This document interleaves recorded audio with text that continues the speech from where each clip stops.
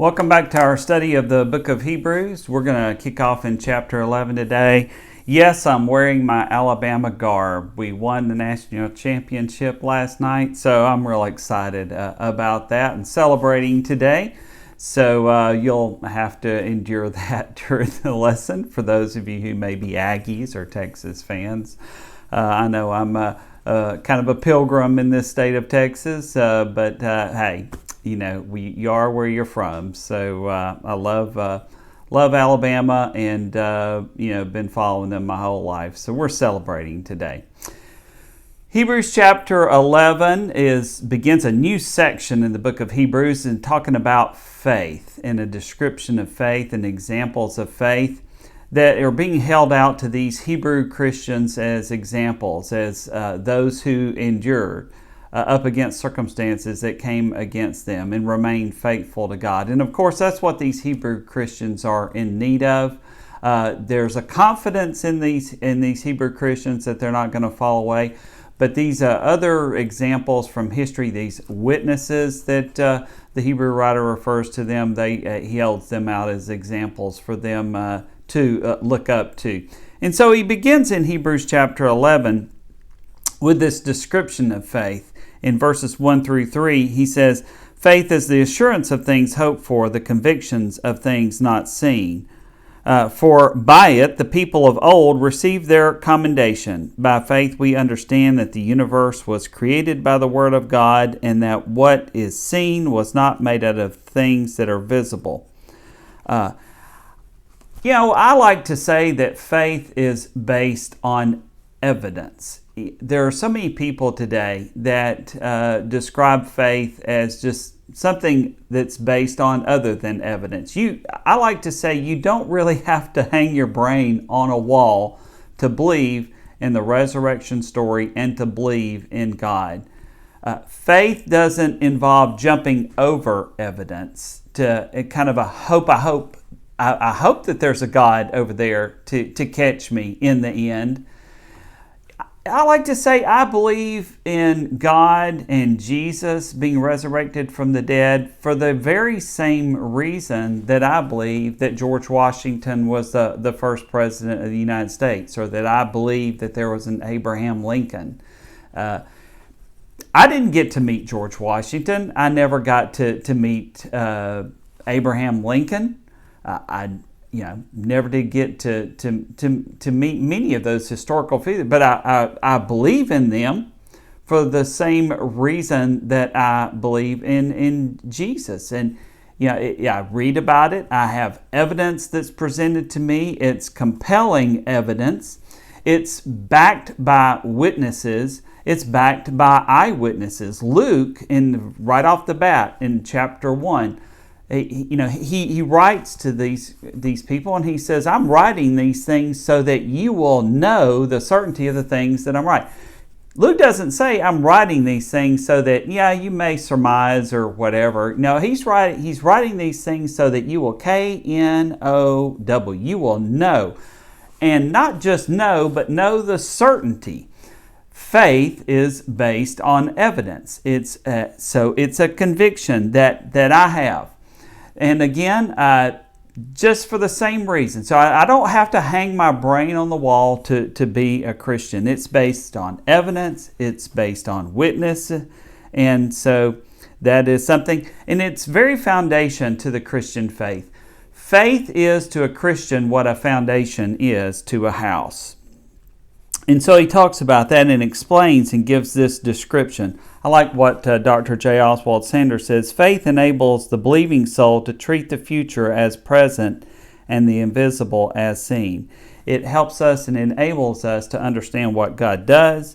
It helps us to understand, to see what others cannot see, and to do what others cannot do.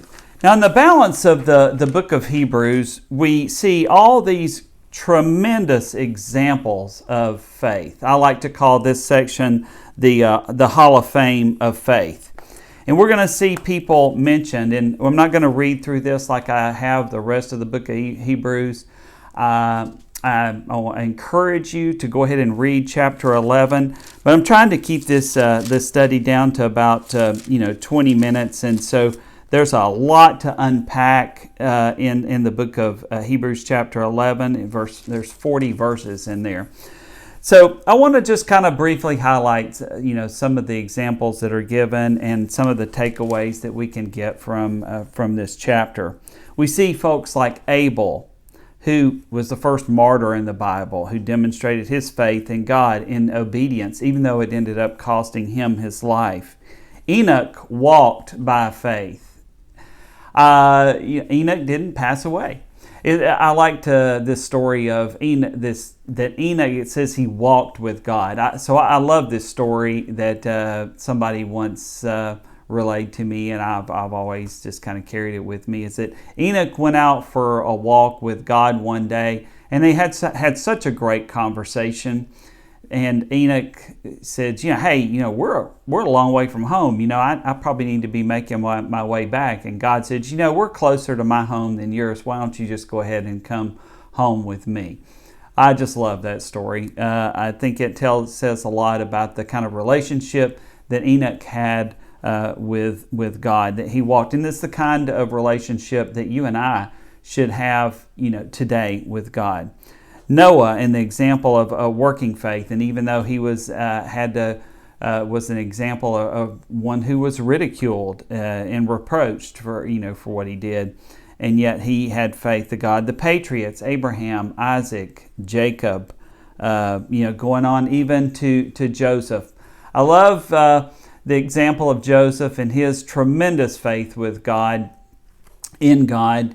It teaches us that circumstances do not dictate whether we're in favor with God or not. You think about the story of Joseph, and I talked about this in the example of Mary in the Bible, where a lot of times in today's culture we think, we see circumstances as being indicative of God's favor on us. God has smiled on us. The weather is awesome today, or God has smiled on us. We got the job. Just as with Mary in my example, there's nothing. There were many things in Joseph's life that aren't going his way throughout his life, and yet he was faithful. He faithfully endured through that. He never let his circumstances dictate his faith. He always had faith in God, whether he was down in the valley or up on top of the mountain. He held on to his faith in God throughout his entire life. So, you may find yourself in bad circumstances, but that's not indicative of whether you're in God's favor or not. Certainly wasn't the case with Joseph. Moses, of course, he didn't have an easy life. He could have had an easy life in the palace, right? He could have just stayed. That would have been the easy thing to do. But he refused that life. He rejected that life, and he identified with God's people. And so for that, there was, there was reproach, but he never went back to that old life, and he endured to the end, which tells us, being true to God and faithful to God involves, obeying God in spite of the circumstances that we find that we're faced, that face us in our own life, and in spite of the consequences even. Joshua and Rahab are great examples of faith that are mentioned here. And I think of Jericho, when Joshua was going to have to take Jericho. It was basically an impregnable city. It was impossible. And yet through faith, Joshua was able, and really the faith of Israel, to take Jericho, to do the impossible because of their faith in God. Rahab is such a great example. Here she was not with the people of God, but yet she had faith in God. And she said to those folks who came in, it's like, I already know that your God that this city has been given over to your God. And I just have to think that God was looking down from heaven saying, I can't believe this, Here we have one who is not among his people, who hadn't seen all the things that God has accomplished. And she's a harlot. And yet she has more faith in God than God's own people. I just have to think that God was probably thinking, would that my own people have this kind of faith in me. A great, great example of faith. And she was saved by grace. She was not one of God's people.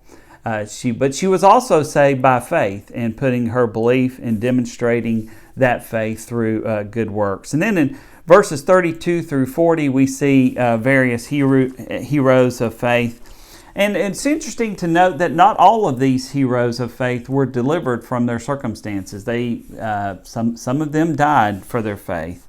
But again, it's kind of one of those things where I say that faith looks to the future where the greatest rewards are found. We all look to that heavenly city in our faithfulness. Well, I kind of thought what I'd do, I have these wonderful examples of faith in Hebrews chapter 11. I encourage you to read every single one of them.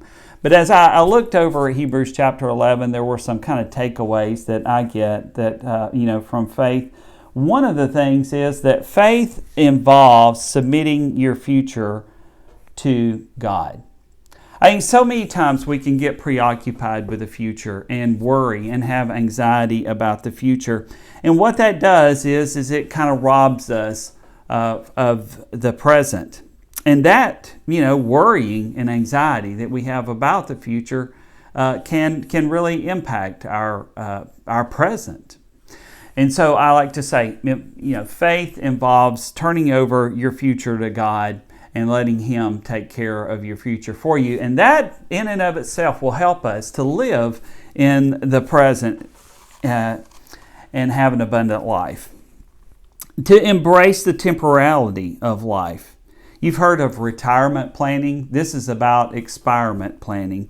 And that's not to depress us, but to impress us with the fact that the real context of our life, which helps us to live in the present.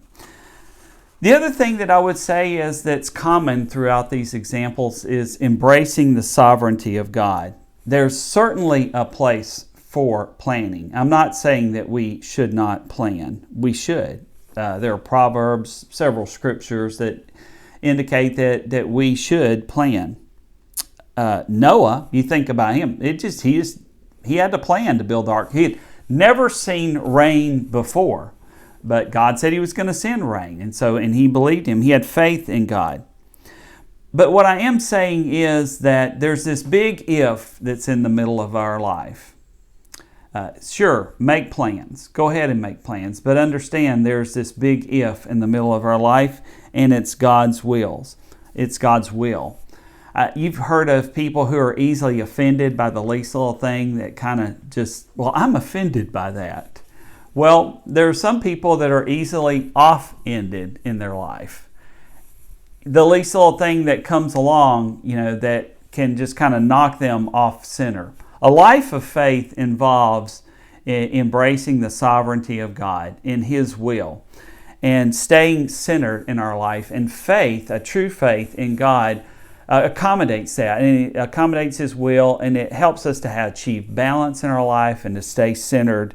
And I like to say, be where you are, no matter where that is. Sometimes it's easy, sometimes it's difficult, but be where you are and show your faith, and then turn your future over to God.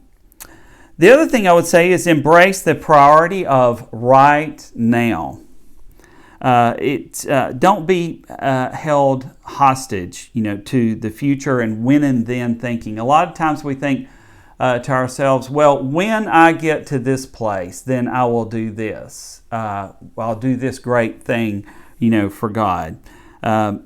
God works through imperfect people. You look at the Hebrews chapter 11 and these people that are noted there. They were imperfect people. They come from dysfunctional families. I like to... today, I hear a few people say, well, my family wasn't dysfunctional, but most people, it's kind of like, hey, think I came from this dysfunctional family. Well, welcome to the club, don't we all? But God also works through impossible circumstances. So imperfect people, dysfunctional families, impossible circumstances. God works through all of that. I mean, you think about the patriarchs, and like, for example, Jacob. Jacob was about as messed up as you could get. Sometimes he could be a royal toot. But God worked through him to accomplish his purposes. And so turn over that, and embrace the priority of right now. Now is the time, to make a difference. And don't put off to the future, what you can do in the present in the kingdom of God. The thing that I also like to say is that God values and responds to faith that is placed in him. That story of Abraham, he's 75 years old. He's told that he is going to have a child. Wow, I mean, circumstances were very bleak, for him. It was just impossible for him to have children. But he believed God. He believed God when, and I just love the story of Abraham, because when God calls him out of Ur of the Chaldees and says, "I'm going to take you to a place," and he doesn't tell him where he's going.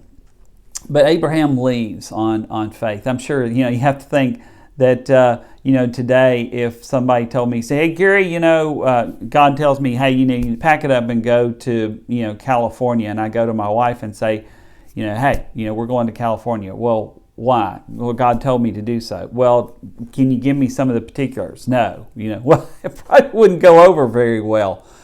Abraham had complete faith in God, despite the fact that there was not this great history of, like today. I mean, you think about it. We have Hebrews chapter 11 and all these demonstrations where people place their faith in God, and God came through. God fulfilled his promises. Abraham didn't have that great cloud of witnesses, to borrow the term from Hebrews chapter 12, I think in verse 1. Yeah, Abraham didn't have that long history of God's fulfillment. And yet Abraham believed in God. And it didn't happen overnight, too, with his a child. So that tells us a lot about faith. Involves not only a long obedience as well. And Abraham was imperfect. He was not a perfect person. He tried to even help out God with his promises at one point. But and that gives me some faith as well, that you don't have to be perfect to be considered faithful to God. Having a biblical faith also doesn't mean that you ignore the facts. Abraham understood the obstacles and understood where he was. But having a biblical faith allows us to transcend the facts in our life and achieve the impossible. And faith, again, as we pointed out, involves following God even though you don't have all the answers, because certainly Abraham didn't.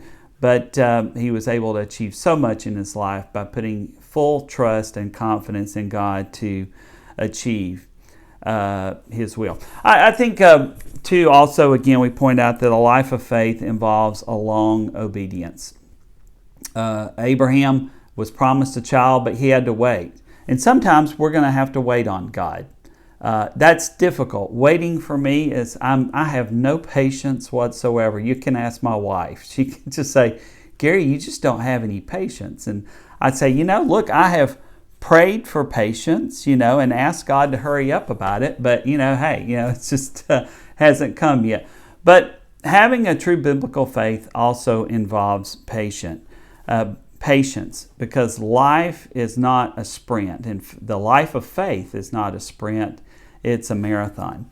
And so I hope that some of these observations have helped you out in Hebrews chapter 11. It's such a great, great chapter. All these witnesses of faith and what it means to be faithful to God. And we'll open up chapter 12 next week. Thanks again for joining me in this study of the book of Hebrews.